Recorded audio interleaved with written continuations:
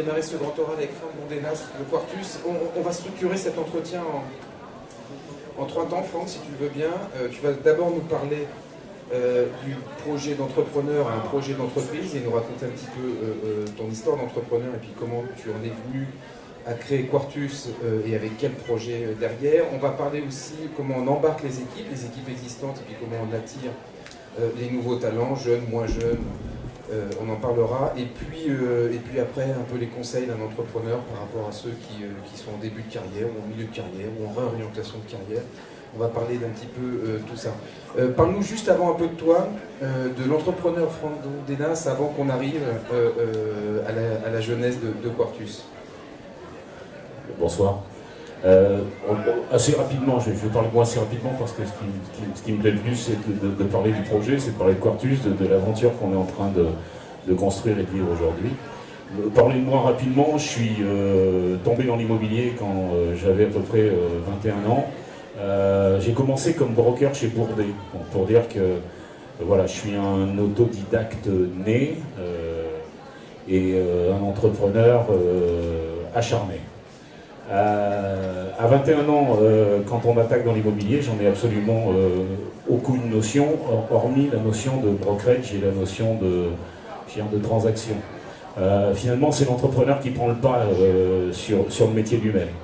Rapidement, j'ai passé 15 ans, 20 ans de ma carrière à créer un groupe régional. Je le précise toujours parce que ça m'amuse beaucoup. Je suis auvergnat et je le revendique tous les matins en me levant. Et finalement, cette espèce de contrainte géographique de métier, je m'explique. Moi, j'étais coincé entre les monts du Forez et les volcans d'Auvergne. Donc, je vous laisse imaginer qu'il faut avoir beaucoup d'imagination tous les matins pour essayer de travailler sur un marché global de l'immobilier.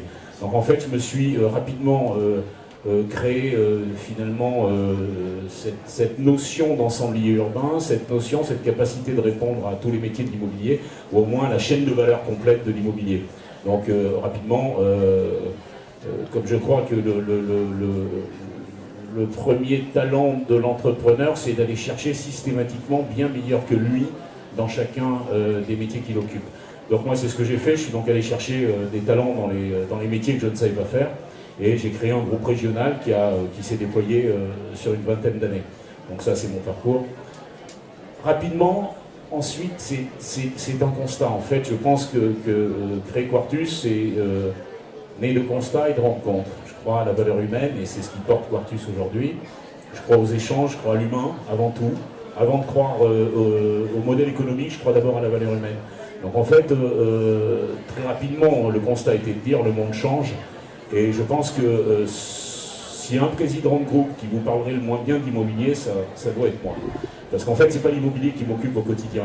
Ce qui m'occupe, ce sont les usages, c'est l'utilisateur, c'est ce qu'on fait de l'immobilier, c'est comment on vit l'immobilier. Et convaincu il y a quelques années que la valeur n'est peut-être plus dans l'immobilier, que la valeur est sans doute dans l'usage, qu'aujourd'hui les bouleversements sociétaux fondamentaux que nous sommes en train de vivre, et je crois que ce qui est extraordinaire, c'est d'avoir encore l'âge de pouvoir les vivre, de les comprendre, d'essayer de les anticiper et de les mettre en œuvre dans le monde de l'immobilier. Donc en fait, sur ces constats, de se dire le monde change, finalement si vous regardez, le monde de l'immobilier n'avait pas changé depuis 1945. On construisait, on alignait, alors c'est un peu trivial et péjoratif, mais on construisait des kilomètres de béton en ne parlant que du produit. Ce qui intéressait le monde de l'immobilier, c'était de parler du produit, de la valeur du mètre carré, de la valeur des loyers, du taux de capitalisation, et surtout du modèle de défiscalisation qu'allait porter le système immobilier pendant ces 45 dernières années. Finalement, le monde a changé. Le monde a changé, je pense, à partir de 2008. À partir de 2008, je pense que les crises, les événements économiques douloureux ont amené les gens finalement à se recentrer finalement sur plus de valeurs humaines, sur les usages, sur comment vivre mieux, comment vivre plus longtemps, comment travailler bien, travailler mieux. Et finalement, tout ce qui abrite tout ça, le dénominateur commun, c'est l'immobilier.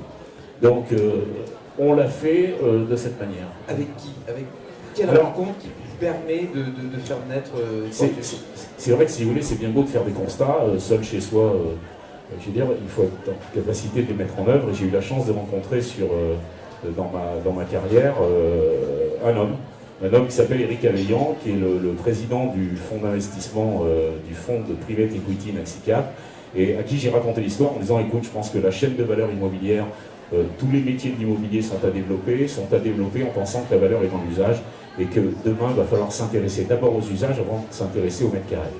Et je pense que la rencontre des deux, finalement, un grand financier, un entrepreneur, une vision commune, à un moment, il a dit oui, je suis complètement d'accord avec ce que tu dis, comment on fait? Donc le démarrage, c'est de dire, on va déjà essayer de gagner du temps, parce qu'arriver sur un marché national où il y a déjà beaucoup d'acteurs présents, l'idée, c'est pas d'arriver en disant on va être disruptif, regardez bien, l'idée, c'est d'arriver déjà avec un certain volume. Donc on a constitué un build-up, on a rassemblé des entreprises, j'ai amené mon groupe, et on a commencé à créer, finalement, à partir de cet ADN. Et je pense que là, véritablement, c'est ce qui importe. Nous sommes agiles et nous avançons vite aujourd'hui et nous sommes compris parce que finalement, on a rassemblé des entreprises qui avaient le même ADN. On a été chercher les collaborateurs qui avaient cet ADN et qui avaient ce mode de pensée. Combien d'entreprises? C'est parti de 3 entreprises au départ, qui étaient anciennement le groupe Raymond, ABCD et Quantum Développement. Donc en fait, ça représentait 100-150 collaborateurs. On était tout petits sur le marché, mais bourrés d'idées, un monde d'entrepreneurs, une envie de faire, et surtout une envie de regarder ce monde-là différemment, parce qu'il se vit aujourd'hui différemment. Comment on embarque ces équipes existantes, qui sont des équipes immobilières à la base, avec un projet où on dit on ne va pas faire d'immobilier, on va partir des usages, on va partir avec une autre stratégie. Ce discours, comment on le tient? C'est bien beau de tenir un patron d'un fonds de private equity, comment on le tient aux équipes? Mais je crois que si vous voulez, c'est une attente. En fait, c'est pas forcer un talent, c'est pas essayer d'être un gourou, parce que c'est ce qu'il faut éviter. Je veux dire, quand on commence à être dans la disruption, on commence à vous regarder comme un géo trouve tout de l'immobilier, et puis on se dit, ce discours, ils vont pas durer longtemps, on a beaucoup entendu ça nous a beaucoup amusé, on est bourré de certitudes, donc on a continué. Et je pense en fait qu'il y a une attente sociétale, c'est-à-dire qu'aujourd'hui les collaborateurs qui travaillent chez nous, les collaborateurs qui nous rejoignent, je crois qu'on a embauché 117 personnes cette année, et notre plan de recrutement, alors là je regarde d'un coin de l'œil ma DRH parce que je vais sans doute en dire une énorme, mais je crois, est de 87 personnes, merci, elle fait signe, donc c'est ça, et aujourd'hui sur 2018 de 87 personnes. Non, je crois véritablement qu'il y a une telle attente que finalement on n'est pas dans la prêche, on n'est pas dans la religion, on n'est pas dans le dogmatisme, et je pense que justement c'est ce qui permet aux collaborateurs de s'épanouir chez nous. Cette stratégie, ce positionnement, comment il est vécu par les concurrents, comment il est vu par les concurrents, et comment l'histoire apprend aussi avec les élus locaux. Là, je reviendrai un peu sur les équipes en interne. Alors, pour les concurrents, si je me positionne d'il y a 2 ans ou 3 ans, c'était un peu compliqué. On était un peu un ovni qu'atterrissions dans la planète immobilière, qui pour moi est un modèle industriel avéré et qui est justement ce monde-là que je voulais quitter, puisque nous avons fait de Quartus tout sauf une industrie immobilière, puisque c'est un rassemblement de filiales métiers, c'est une organisation matricielle entre les territoires et les métiers, et on n'a pas fait une industrie immobilière. Donc en effet, déjà on avait un discours très disruptif en disant finalement, nous ce qui nous intéresse c'est les usages. Je veux dire, c'est demain de savoir si dans le quartier Ealing à Nantes, il y a besoin d'une conciergerie de 400 mètres carrés, quel va être l'usage de cette conciergerie. Avant même, donc, pour vous donner un exemple, on a construit la conciergerie avant de commercialiser les logements. Donc déjà, si vous voulez, quand vous faites ce discours-là, bon, évidemment, les concurrents ont d'abord pensé qu'on était dingue. C'était à peu près logique. Ça a été la première année. La deuxième année, on a grossi, on a créé des filiales métiers, on a pris des marchés, on a été lauréat de certains concours, et là on a dit, tiens, finalement finalement, ouais, peut-être que des usages finalement sont en train de prendre le pas sur la valeur immobilière, et peut-être que l'ensemble urbain, cette capacité de répondre sur l'ensemble des territoires, cette capacité d'agglomérer les métiers entre eux, de faire cette mixité qui est la ville, hein, je veux dire, on répond simplement aux besoins de la ville, et pas celle de demain, parce que le sujet c'est toujours d'inventer la ville de demain. Nous on fait celle d'aujourd'hui, c'est quand même plus facile. Donc les concurrents, et aujourd'hui, on fait beaucoup de copromotion. On vient, et sans prétention, et sans être présomptueux, on vient régulièrement nous chercher sur la thématique sociétale, des enjeux de nouveaux usages, des enjeux de tiers-lieux, des enjeux, je veux dire, qui font la différence avec Quartus. Et aujourd'hui, je pense qu'il n'y a pas un major avec qui nous ne travaillons pas, il n'y a pas un grand groupe avec qui nous ne travaillons pas, et je crois qu'on s'est inscrit dans une dynamique qui nous permet aujourd'hui de nous développer sur le territoire national. Et les élus, et le politique? Alors le politique, je souhaitais qu'il n'y en ait pas trop dans la salle. Donc ça va être pratique. Finalement, si vous regardez le modèle jusqu'à aujourd'hui qu'on produisait aux élus, finalement, nous étions les obligés des élus. C'est-à-dire jusque-là, la difficulté, elle était d'arriver dans le bureau de la collectivité, de monsieur le maire, et de dire je fais les plus beaux bureaux, je fais les plus beaux logements, choisissez-moi, regardez, j'ai une surface financière démentielle. Donc on se positionnait comme un obligé. La capacité prospective de territoire avait été complètement oubliée, c'est-à-dire que, bon, je caricature nécessairement, hein, je ne fais pas une généralité, mais on avait oublié cette capacité prospective de territoire qui doit nous occuper tous les jours. Et alors nous bâtissons au quotidien, les bureaux, les logements, le commerce, je veux dire, j'ai pas moi nécessairement le sentiment d'être un obligé de qui que ce soit le matin en me levant. Je veux bien collaborer, je veux bien co-construire, je veux bien, mais en co-aménager. Et finalement, pour répondre à ça, il y a eu deux effets. Il y a les collectivités, là je crois que je ne vais pas trahir en secret, ont moins de financement et moins d'argent. Donc ce réflexe, comme l'a eu le particulier, ou l'a eu l'entreprise privée sur le partage, sur le co-construisons, le partageons, le co-livons, le co-workons, je veux dire, la collectivité s'est dit. La collectivité s'est dit, finalement, essayons aussi de construire ensemble, et on ne devient plus des obligés des élus, c'est-à-dire qu'on s'assoit à côté.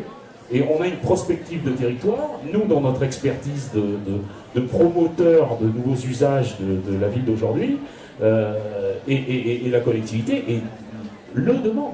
C'est-à-dire qu'aujourd'hui on a des relations avec les collectivités, avec les élus, qui ne sont plus celles que nous avions, je veux dire, dans les années 2000. Je reviens un petit peu maintenant sur la greffe humaine. On présente la stratégie de Quartus, le positionnement, les usages, etc. Comment les équipes existantes le reçoivent et comment, à partir de 3 boîtes qui font le socle de Quartus, on agglomère ces personnes existantes, ces talents existants au sein du groupe, avant de voir les nouveaux talents? En fait, je pense que c'est l'organisation même de Quartus qui nous le permet. C'est-à-dire quand vous rentrez chez Quartus, vous pouvez rentrer au résidentiel et vous retrouvez 2 ans après au co-living. Vous êtes rentré en Ile-de-France, vous pouvez très bien être à Bordeaux. Donc en fait, aujourd'hui, Quartus, c'est 8 filiales métiers. Nous en développons 2 en ce moment. Nous aurons le plaisir de donner une exclusivité qu'à Business Immo lors du MIPIM. Donc il y a 2 filiales métiers qui vont naître. Donc en fait, on crée des filiales métiers, on ne fait pas du volume. Donc en fait, on a des collaborateurs qui rentrent avec la connaissance d'un métier et viennent nous voir en disant mais moi demain ce qui m'intéresse c'est de faire de la résidence senior, c'est demain de faire... on a une filiale, c'est des fois assez étonnant, on a une filiale qui s'appelle FPX qui est une filiale d'entertainment et de loisirs, je veux dire qui était l'agglomération de 5 startups que nous avons travaillé, qui finalement nous ont rejoints et nous avons développé une offre de gaming virtuel, de commerce, je veux dire autour de ça. Donc ça veut dire qu'on a un panel d'activités qui permet aux collaborateurs de totalement s'épanouir parce que en fait tout est ouvert, je veux dire, Quartus c'est les grands chakras, je veux dire, il faut avoir le radar à 360 pour être en capacité, on ne peut pas s'ennuyer, je veux dire, il n'y a pas de métier fermé, je veux dire, moi un collaborateur qui me dit que demain il a envie de monter une nouvelle filiale métier sur des hébergements, je veux dire, dont on n'a pas encore aujourd'hui la filiale, on l'écoutera avec passion, on n'est pas dans une comitologie, on est dans une gestion un management totalement horizontal, on en parlait tous les deux. Donc ça permet finalement une transversalité, une organisation matricielle qui permet aux collaborateurs de venir, de rester, de s'épanouir sur les métiers qu'il aura choisis. Je voudrais qu'on revienne sur ta stratégie pour attirer les talents. Je voudrais qu'on ait deux niveaux d'exemples. Les exemples des top managers, les premiers de cordée, pour paraphraser quelqu'un. Alors, une fois qu'on a eu un discours disruptif, une fois qu'on s'est inscrit en décalage du marché, une fois pas qu'on réinvente, mais qu'on casse les codes et qu'on a de nouveaux modèles économiques, et qu'on est adossé à un fonds PE, il faut le dire, je veux dire, parce que les idées sans moyens, ça va pas bien loin. Donc l'idée, c'était d'agglomérer les deux. Finalement, les talents, vous ne pouvez pas imaginer partir sur un circuit de Formule 1, puisque si vous vous destinez au marché national et vous voulez prendre une envergure nationale, vous ne pouvez pas partir sans des talents, et ce que j'appelle des Ferrari. Donc je suis systématiquement allé voir, pour les filiales métiers, je suis allé chercher des directeurs généraux de filiales métiers, très connus sur le marché, qui avaient un recul de 20-30 ans sur leur positionnement. Et finalement, j'ai fait venir des Pascal Beaubois, qui était le patron du résidentiel chez BNP. J'ai fait venir Sophie Rousseau, qui a été 3 ans dans le cabinet de Missica et qui était avant chez Bouygues. J'ai fait venir, voilà, je veux dire, Maxime Giraud, mon directeur général, qui était ici présent, qui était chez Prodrid. Mais je pense que finalement, c'est le discours et la méthode qui les emballent. C'est aussi que ces gens sentent que le modèle industriel a vécu. Le modèle industriel de l'immobilier a vécu, et quand vous le dites aux gens qui en ont fait 30 ans, le problème de la compliance, de la comitologie parisienne, je veux dire de la centralisation, je veux dire empêche l'imagination et empêche l'épanouissement intellectuel, je le crois sincèrement. Donc en fait, on a fait venir ces gens finalement par ce qu'on construisait. Tu parlais d'une organisation ouverte, une organisation à plat. Il y a un middle management quand même, il n'y a pas que des top managers. Comment eux, on les fait venir et comment les jeunes diplômés, ou pas diplômés d'ailleurs, on les attire chez Corpus? Je crois que c'est un peu la même réponse. Je veux dire, aujourd'hui, c'est véritablement dans l'organisation matricielle.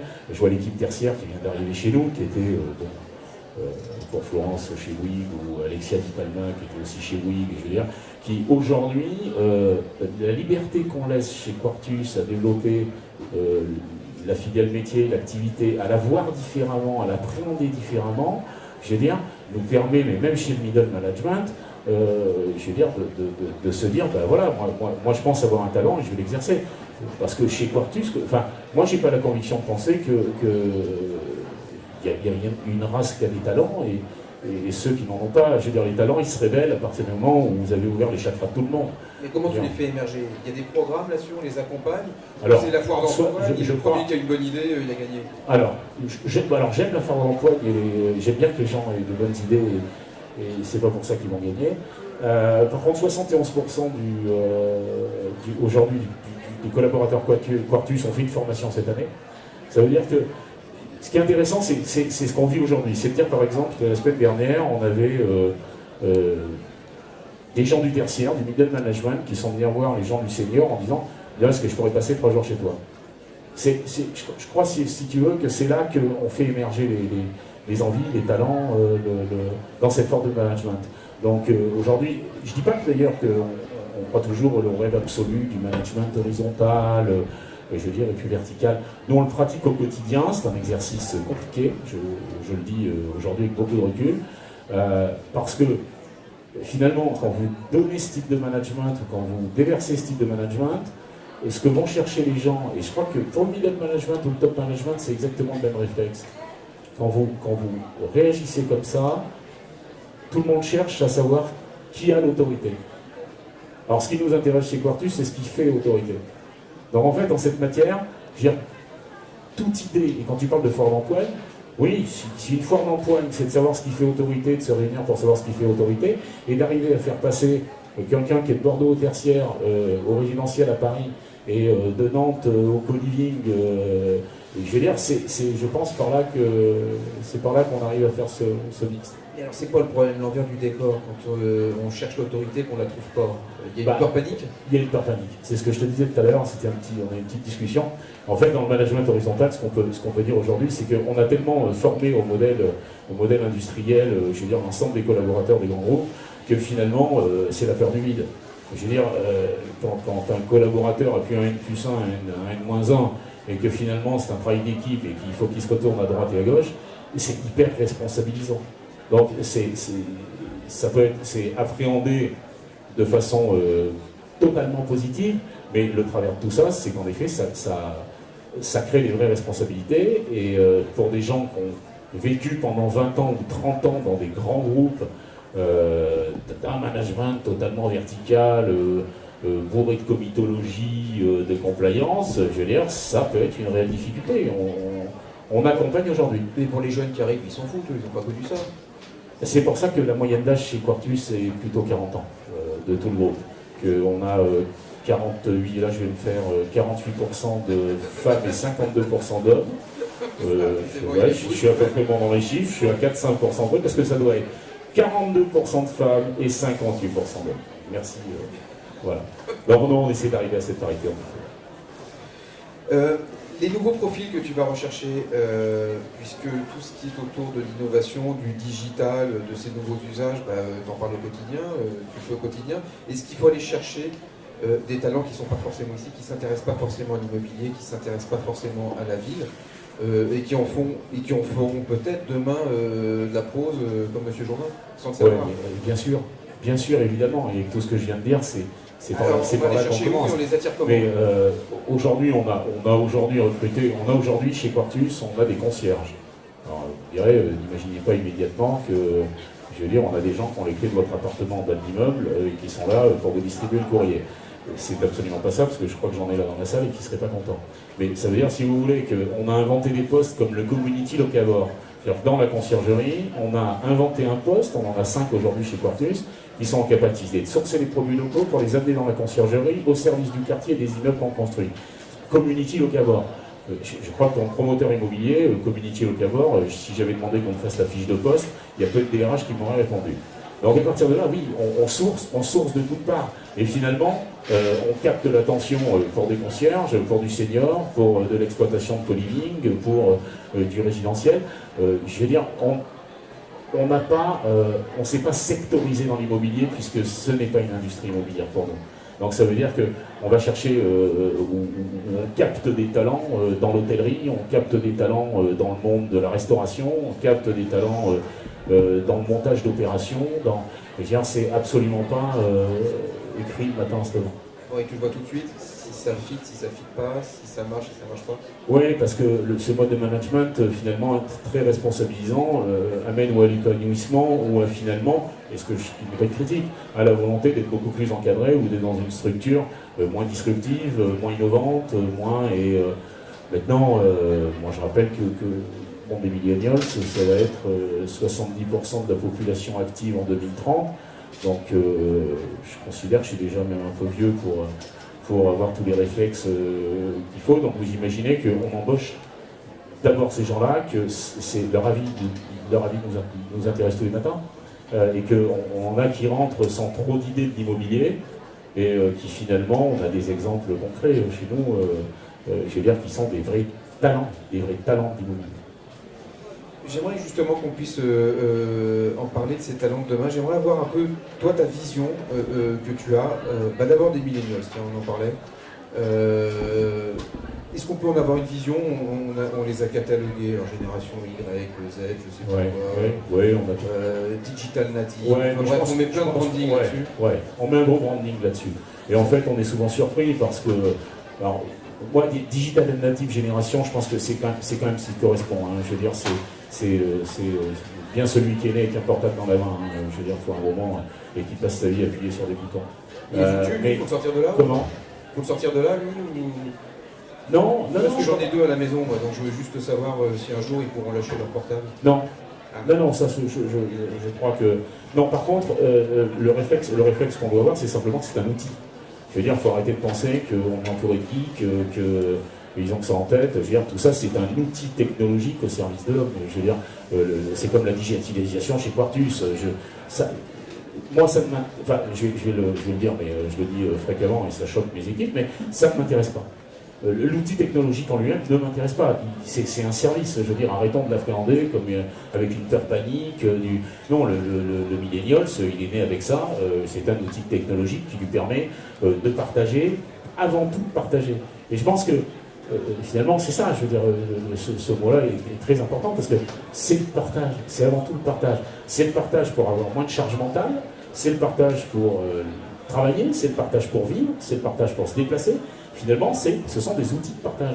Donc en fait, simplement, puisqu'on n'arrêtera pas cette avancée technologique, ce mouvement technologique, répondons à leurs besoins et à leurs usages.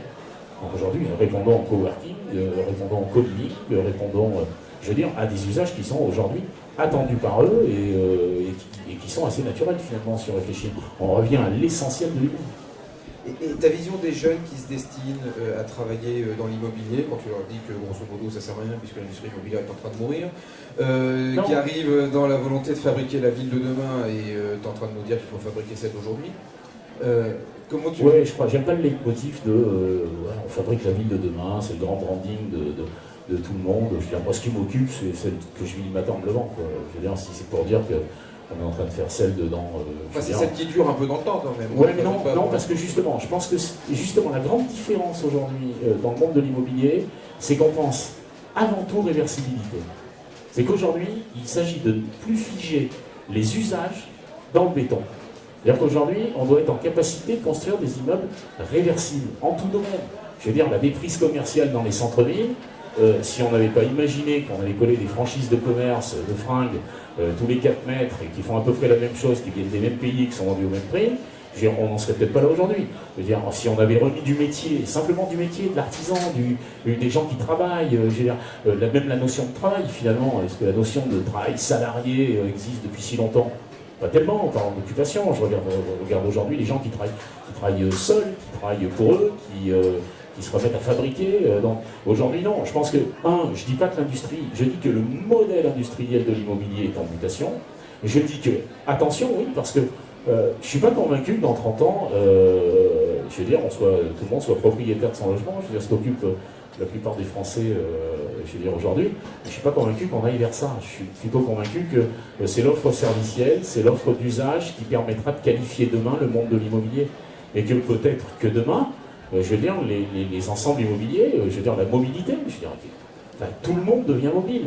Je veux dire, pourquoi est-ce que vous figeriez dans votre logement? Vous avez le droit d'investir dans l'immobilier, valeur pérenne, mais finalement, si demain, vous n'êtes peut-être pas investir dans votre propre logement, vous posez la question à des millennials, ça ne les intéresse pas nécessairement.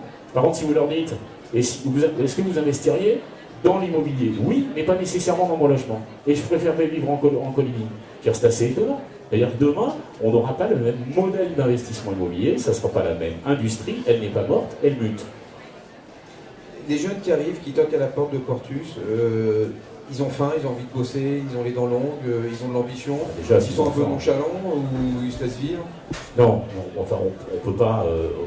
Non, je crois qu'il faut aussi quitter cette image... bien sûr, si vous venez chez nous, il y a vraiment des moments où ça ressemble à un grand monde de start-up. Je peux vous assurer, si vous voulez, que le monde de la start-up, c'est pas nécessairement couché sur un canapé avec un coca, des écouteurs dans les oreilles, à taper sur un ordinateur. Je veux dire, faut à un moment arrêter les clichés. Je veux dire, on a aussi, nous, des modèles, je veux dire, des salles de travail qui peuvent y ressembler. Je veux dire, mais c'est un cliché. Je veux dire, non, personne n'arrive nonchalant chez Quartus, sauf si on avait, en effet, besoin de monter une équipe nonchalante. Pour étudier le sommeil dans la chambre d'aujourd'hui. Voilà, mais ça peut être sinon... une filiale, ça, je vais postuler. Moi, Ouais, mais ça on peut en parler, parce que je pense qu'en effet, sur les pièces de nuit, il y a un vrai sujet d'innovation à avoir. Ouais, sur la pièce de nuit, c'est vachement important. Ils ont faim ou pas? Ils ont envie de conquérir? Bien sûr, parce qu'en plus, quand tu les libères, nécessairement, ils redoublent d'appétit. Et je crois que la première chose qu'on leur dit chez Quartus quand ils arrivent, c'est « venez vous tromper ». C'est-à-dire accepter de ne pas avoir d'ego et accepter le fait de vous tromper. C'est-à-dire que Il n'y a pas un collaborateur chez Quartus, je veux dire, qui n'a pas le droit de se tromper. Je veux dire, et quand vous commencez par dire ça à un jeune qui arrive chez Quartus, en disant, mais donne-nous toutes tes idées, amène-nous ton talent, construis ton talent. Je veux dire, c'est quand même vachement libérateur, c'est quand même plus facile que d'arriver en disant, voilà ta ligne de conduite, voilà ton poste, ta fiche de poste, et tu ne dépasseras pas. Comment c'est vécu ça par les vieux comme nous là? Eh ben, écoute, je crois que tu es plus vieux que moi, donc je ne sais pas à quoi on en parle. Mais non, bah, c'est un régal au quotidien. Je veux dire, c'est purement extraordinaire. Se dire qu'on est encore en plein boom et qu'on a cette capacité, qu'on a la chance de voir cette mutation et ce qui est en train de se dérouler, je veux dire, dans ce mouvement, dans cette évolution de ce modèle économique, social, sociétal, je veux dire, c'est du bonheur au quotidien. Qu'est-ce que tu leur donnes comme conseil aux jeunes là, de dégager les vieux? Non, surtout pas, ça dépend à quel âge on dire. J'aime pas les. Faut pas rester non plus trop longtemps. Non, surtout pas. Je veux dire, c'est pas arriver avec des idées préconçues. C'est-à-dire que, si vous vous souvenez des images des promoteurs immobiliers dans les années 80, putain, s'il n'y avait pas 2 bouteilles de champagne, excusez-moi, une jolie fille, une grosse bagnole sur l'image du sujet, on n'était pas dans le coup. Hein, je veux dire, regardez, en l'espace de 35 ans, 40 ans, l'évolution déjà d'image, je veux dire, on est considéré comme la chaîne de valeur, je veux dire, dans l'évolution de l'urbanisme. On n'est plus que. D'ailleurs, promoteur-constructeur, ça s'utilise de moins en moins, je veux dire. Donc ça veut dire que si il y a déjà une évolution dans le verbatim. Il reste quoi? Il reste le champagne quand même? Oui, alors par contre, ça fait pas des gens ascètes, ça fait pas des gens austères, alors ça fait des gens conviviaux, ça fait des gens qui aiment la vie, ça fait des gens, je veux dire, quand vous dites tous les 3 mois chez Quartus, on crée une nouvelle filiale métier ou tous les 4 mois, je veux dire, je peux vous assurer que ça fait des jolis rassemblements. Je crois d'ailleurs qu'on a une soirée ski sur la terrasse ce soir chez Quartus. Soirée ski sur la terrasse? Oui, je crois même qu'ils ont fait livrer un télésiège et qu'ils jettent de la neige à partir de 22h, c'est pour ça qu'il faut que j'y sois rentré. On l'a pas fait il y a 10 jours là, quand il y avait de la neige? Je sais pas, je pense que ça s'est déclenché après. Mais je suis pas dans la gestion de tous ces événements, j'en suis le seul responsable pénal s'il y en a un qui saute. Mais j'y serai bien sûr parce que je crois que. Voilà, mais pas bon. Refais-nous une petite photographie aujourd'hui de Quartus. Combien de Quartus aujourd'hui, collaborateurs? Je ne plus la tête à gauche parce que là je suis sûr que je vais dire.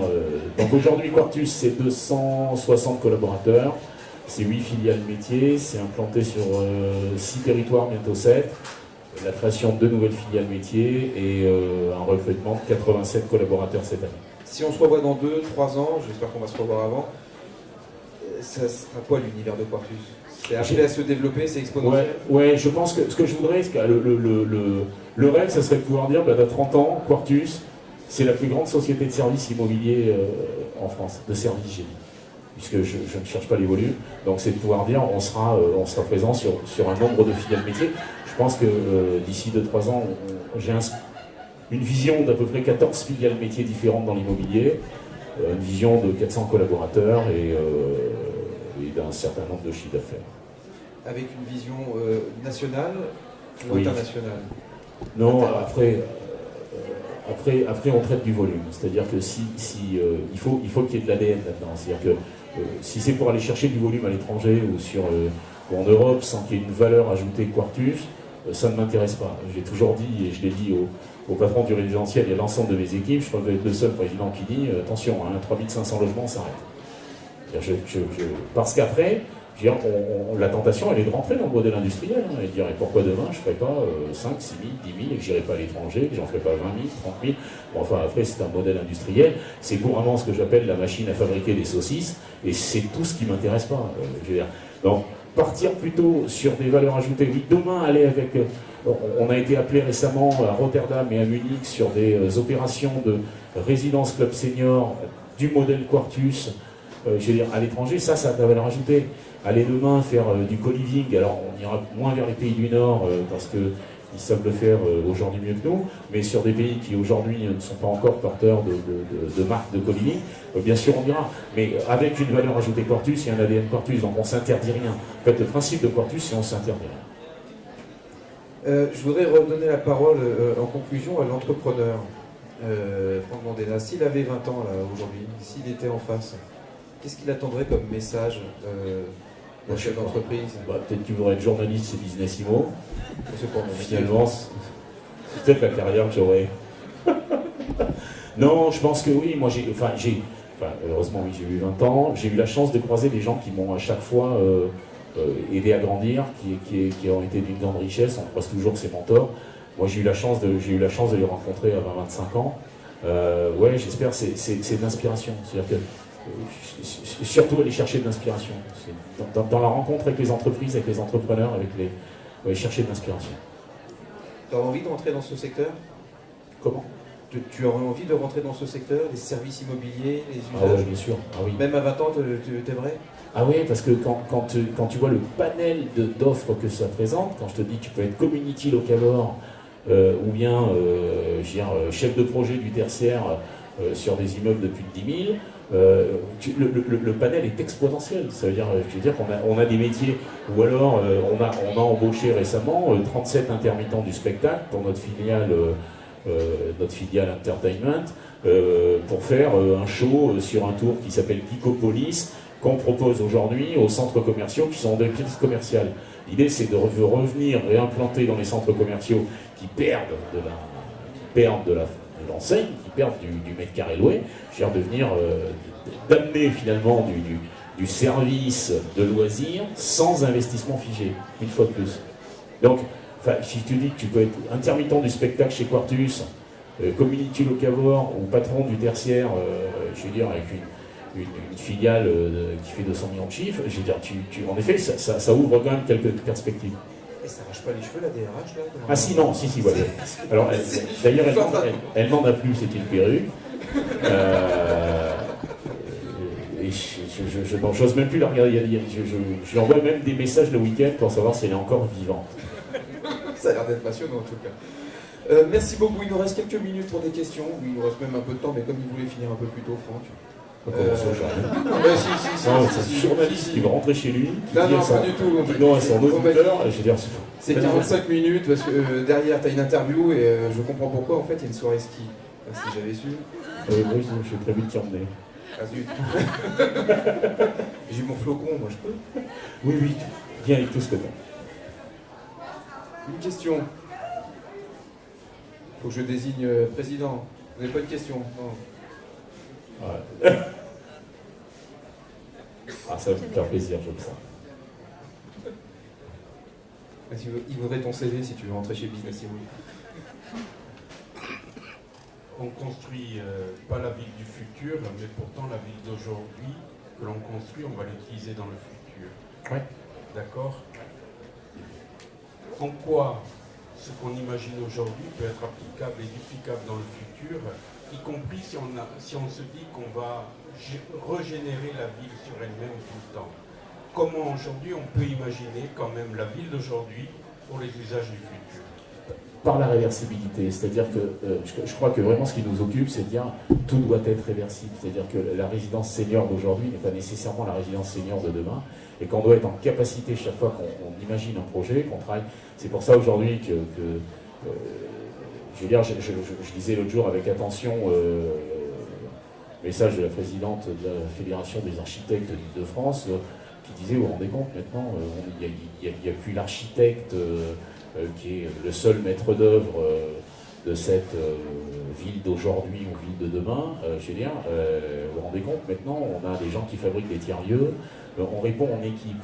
Et je crois que imaginer cette réversibilité, elle ne pourra se faire qu'en équipe, c'est-à-dire qu'il y a un maître d'ouvrage, un maître d'œuvre et des maîtres d'usage.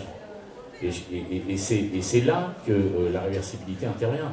Vous prenez le cas aujourd'hui, les études qui sont faites sur le territoire de Saint-Denis pour les JO, sont exactement ce modèle-là. C'est comment on fait pour créer du logement avant, finalement des logements olympiques pendant les Jeux Olympiques, et après que ça redevienne du logement.